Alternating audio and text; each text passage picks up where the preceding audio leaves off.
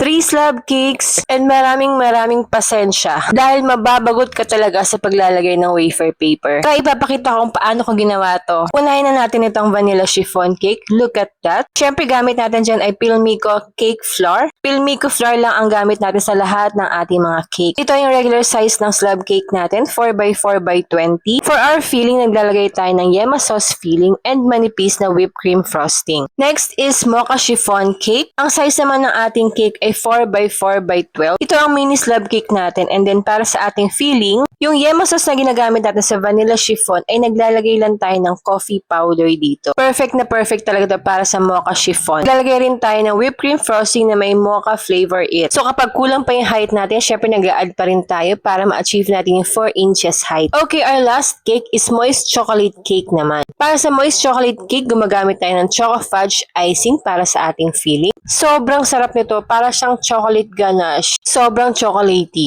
And then, nag-add din tayo ng choco mousse. So, ACC whipping cream lang to na merong chocolate syrup from ACC din. And then, nag-add din tayo ng cocoa powder. So, ito na yung tatlong slab cakes natin after natin ma-crumb coat. So, it's time for our final frosting. Unahin na muna natin itong dalawang white cake. Isang wedding cake at isang birthday cake ito. And nandito na tayo sa exciting part. Sa totoo lang, inaantok ako pag naglalagay ako ng ganito. Mukha lang siya madali kasi lagay lang ng lagay, pero sobrang tagal nito, promise. Ang motif pala ng wedding cake na to ay dusty blue and dusty pink. So ayan, nakakatuwa yung color combination nito. And then para sa birthday cake naman, red flowers naman to. Kasi Beauty and the Beast ang theme nito. Ang request ni ma'am ay more on red roses, and then mag-add rin daw tayo ng gold roses. So syempre, possible yan. Itong mga white roses ay ibabrush natin ng premium quality gold dust. And syempre, achieve na achieve ang gold flowers or gold roses dito sa ating premium quality gold dust. O, diba? Mukhang mamahalin na yung roses natin. Naging gold roses na siya. Pwede na isang la. So, ayan, 4 pieces lang naman yung ginawa natin dito. And syempre, hindi mawawala ang ating customized name topper.